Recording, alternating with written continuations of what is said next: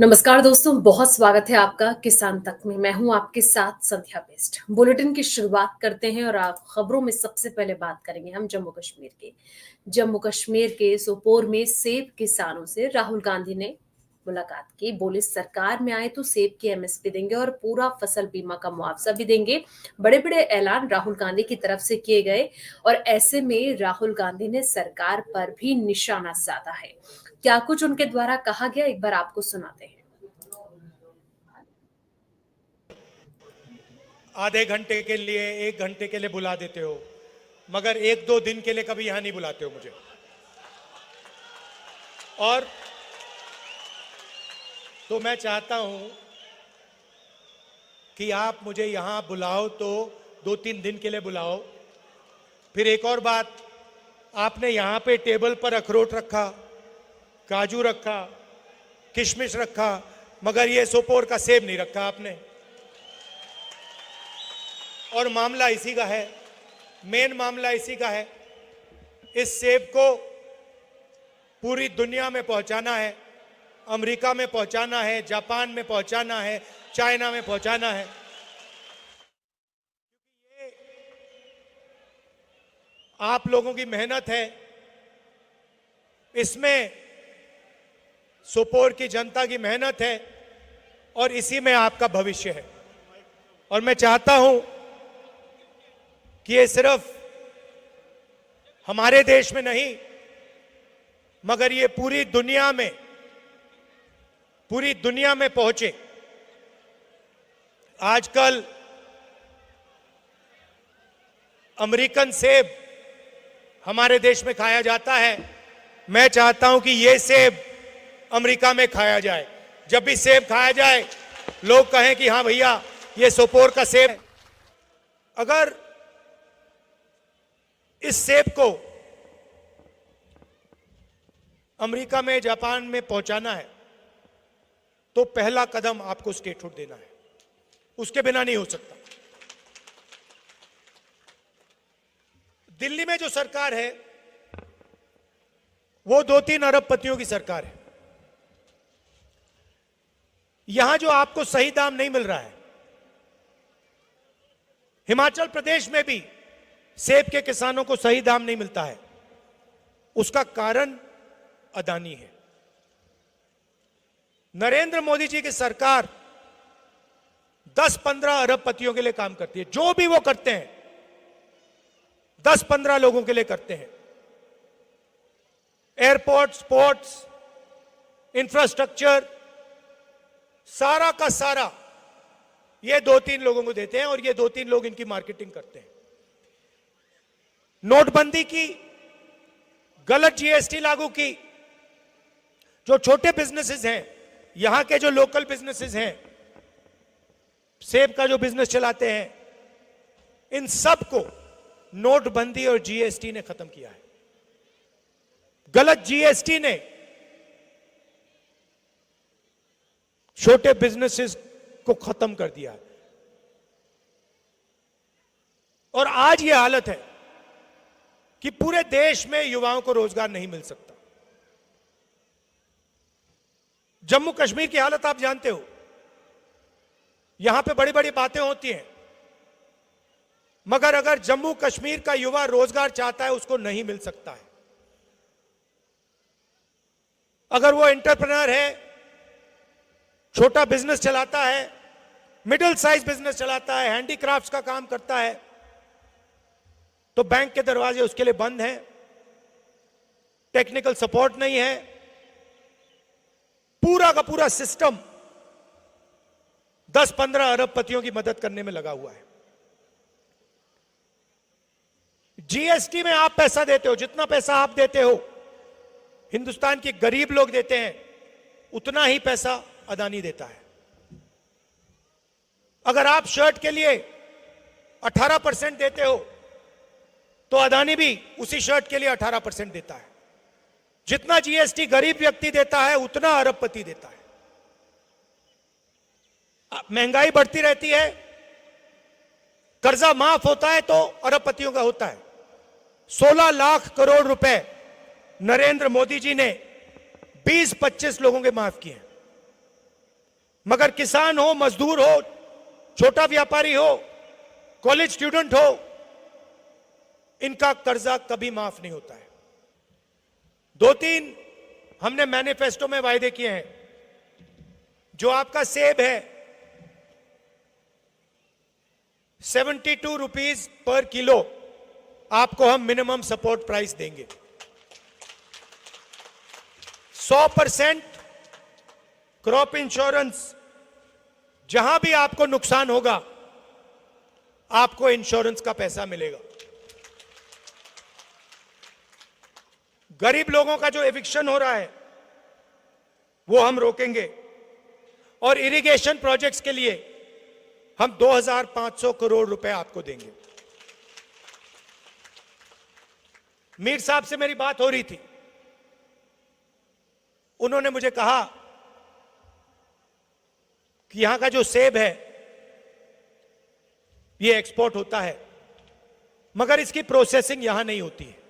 मतलब food processing plant यहां पे नहीं है। हमारा लक्ष्य है कि आपका सेब अमेरिका जाए, जापान जाए, बाकी देशों में जाए, मगर फिर यहां आपकी सेब की प्रोसेसिंग की भी प्लांट्स लगे। खबरों में आगे बढ़ते हैं, अगली खबर का रुख करते हैं। अगली खबर जो जुड़ी है वो किसान आंदोलन से, क्योंकि किसानों का मुद्दा इस विधानसभा चुनाव में, खास करके हरियाणा में जो चुनाव होने हैं उस पर गर्माता जा रहा है। मनोहर लाल खट्टर, कंगना रनौत के बयान पर किसान नेता जगजीत सिंह डल्लेवाल का गुस्सा फूटा है। उन्होंने कई तरह से उन पर निशाना साधा, क्योंकि उन दोनों के बयान से लगातार राजनीति गर्माती जा रही है। एक बार आपको उनका बयान सुनाते हैं। पार्टी की आइडियोलॉजी के अनुसार बोल रहे हैं। केवल खट्टर ने एक बार नहीं बोला, पहले भी पिछले आंदोलन के दौरान भी खट्टर जी ने ये बात कही थी कि लठ लेकर आओ, इनको मारो, इनको भगाओ, अगर आपके ऊपर कोई मुकदमा हो जाएगा तो आप बड़े नेता बनकर जेल से निकलोगे। जिस पार्टी की लीडरशिप जेल से निकलती हो उससे क्या उम्मीद की जा सकती है। और जब देश का प्रधानमंत्री, इतने पद पर बैठे प्रधानमंत्री देश का होता है, किसी पार्टी का नहीं होता, और उनकी तरफ से किसानों को ये कहना कि ये आंदोलनजीवी लोग बैठे हैं, तो मुझे लग रहा है और अगर प्रधानमंत्री ऐसे शब्द बोल देगा तो फिर दूसरों के लिए तो वो तो बहुत छोटी बात रह जाती है। और वो आइडियोलॉजी के तहत किया जा रहा है।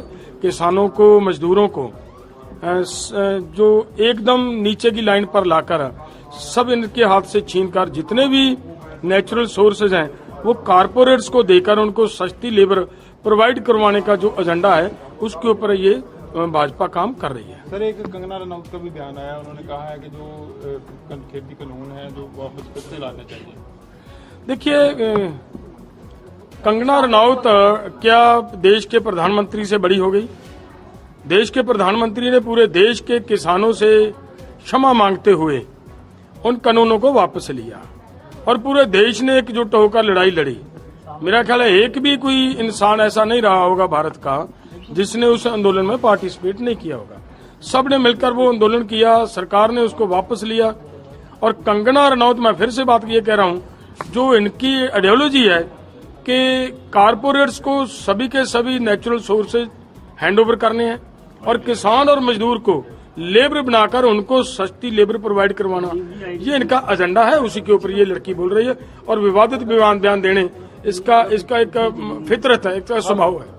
सर, एक पराली को जलाने को लेकर फिर से मामले सामने आने शुरू हो गए हैं, इसको लेकर किसान कोई रणनीति बना रहे हैं? देखिए, पराली का मामला जो पंजाब हरियाणा के अंदर है, इसके मामले में नेशनल ग्रीन ट्रिब्यूनल के एक जज का एक कन्वेंशन के अंदर बयान आया। उन्होंने बड़ा खुलकर बोला कि पंजाब और हरियाणा की तरफ से कभी भी धुआं दिल्ली आ ही नहीं सकता। उन दिनों में हवा जो चलती है बहुत स्लो स्पीड से चलती है और जिस दिशा से दिल्ली है, जिस दिशा में, और जिधर से हवा आनी है उधर से हवा कभी आती नहीं, और इसलिए पंजाब का धुआं, हरियाणा का धुआं दिल्ली नहीं आता। सिर्फ मतलब किसानों को बदनाम किया जा रहा है और उसके ऊपर हमारी सरकारों को ध्यान देना चाहिए। किसान तक किसान।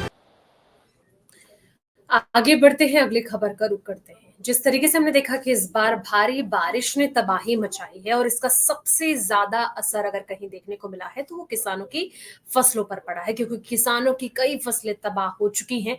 ऐसे में आपको बता दें कि उत्तर प्रदेश के बांदा में किसान नेताओं ने जमकर विरोध प्रदर्शन किया, क्योंकि वो मुआवजे की मांग कर रहे हैं। जहां पर आपको बता दें कि भारतीय किसान यूनियन के कई नेता डीएम दफ्तर के बाहर पहुंचे, ज्ञापन दिया और यही उनकी मांग है कि किसानों को मुआवजा दिया जाए, नहीं तो आने वाले वक्त में ये विरोध प्रदर्शन और ज्यादा बढ़ सकता है। एक रिपोर्ट आपको दिखाते हैं।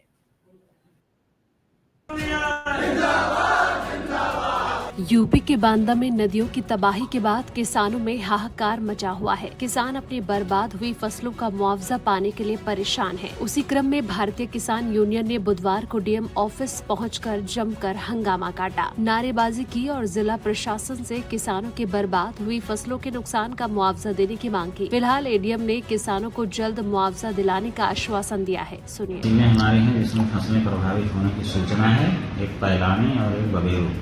दोनों में सर्वे का काम कराया जा रहा है, फीडिंग हो रही है। जिनकी जैसे जैसे फीडिंग होती जा रही है उन किसानों के खाते में पैसा भेजा जा रहा है। लगभग अभी कितने किसानों को पैसा दिया जा चुका? 1784 किसानों को लगभग 34 लाख का मुआवजा का भुगतान किया गया है। शेष जो अवशेष हैं उनकी फीडिंग होकर यथाशीघ्र उनके खाते में पैसा भेज दिया जा रहा है। लोग जिलाधिकारी महोदय कार्यालय में आए हैं और 5 मांगों को लेकर के आए हैं, जिनमें किसानों का उत्पीड़न क्रेडिट कार्ड धारकों का बैंक और राजस्व कर्मचारियों के द्वारा किया जा रहा है। किसान कोई विदेश भाग करके नहीं जाएगा, न कोई मेहुल चौकसी है, न विजय माल्या रहेगा देश में। जब भी उसके पास धन आएगा बैंकों का कर्ज अदा करने का काम करेगा।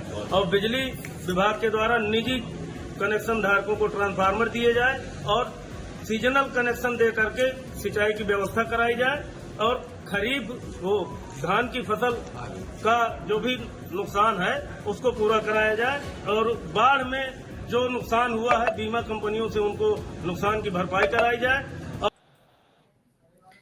खबरों में आगे बढ़ते हैं, अगली खबर का रुख करते हैं। अगली खबर जुड़ी है देश भर के मौसम को लेकर। जिस तरीके से हम देख रहे हैं कि अभी भी कई राज्यों में बारिश की जो गतिविधि है वो थमने का नाम नहीं ले रही है। मुंबई में खास तौर पर अगर बात की जाए तो मुंबई में देखिए बुधवार को बहुत तेज बारिश हुई थी, जिसके बाद रफ्तार काफी ज्यादा थम गई है। इसकी वजह से सब कुछ ठप हो गया है। वहीं आपको बता दें कि उत्तर भारत में मानसून हालांकि थोड़ा कमजोर तो है, लेकिन इस बार इसकी जो वापसी है उसमें थोड़ा वक्त लग सकता है, देरी लग सकती है। तो ऐसे में अभी भी कई राज्यों में बारिश को लेकर अलर्ट जारी है, जिसमें दिल्ली, यूपी, बिहार में भले ही बारिश कम हो गई है, लेकिन बंगाल की खाड़ी में बनने वाले साइक्लोनिक सर्कुलेशन से पश्चिमी विक्षोभ फिर से सक्रिय हो रहा है। इससे तटीय क्षेत्रों में 70 से 90 किलोमीटर प्रति घंटे की रफ्तार से हवाएं चलने की संभावना है। मध्य प्रदेश, राजस्थान, गुजरात में भारी बारिश जारी की गई है, जबकि हिमाचल प्रदेश और उत्तराखंड में अगले 2 दिनों तक भारी बारिश हो सकती है। इसी तरीके से दिल्ली में भी अब जल्द ही उमस से राहत लोगों को मिलती हुई नजर आ सकती है। यहाँ पर भी मौसम में बदलाव होगा और महाराष्ट्र, पश्चिम बंगाल में भी बारिश हो सकती है। इस बार 1 जून से लेकर 23 सितंबर तक 880.8 मिलीमीटर बारिश हुई, जो सामान्य 837.7 मिलीमीटर से अधिक है। मॉनसून की वापसी 6 अक्टूबर तक होने की संभावना है। दिल्ली में आज और कल बारिश होने की संभावना है। पिछले 3 दिनों से राजधानी में लोग उमस भरी गर्मी का सामना कर रहे हैं, जिससे तापमान 35 डिग्री के पार पहुंच गया। हालांकि आज थोड़ी राहत मिलने की उम्मीद है। आसमान में बादल छाए रहने को लेकर पहले ही अलर्ट जारी किया गया था और ऐसे में आपको बता दें कि अगले कुछ दिनों तक ये बारिश का सिलसिला जो है वो यूं ही जारी रहने वाला है। तो दोस्तों फिलहाल इस बुलेटिन में इतना ही। बाकी तमाम खबरों के लिए आप देखते रहिए किसान तक।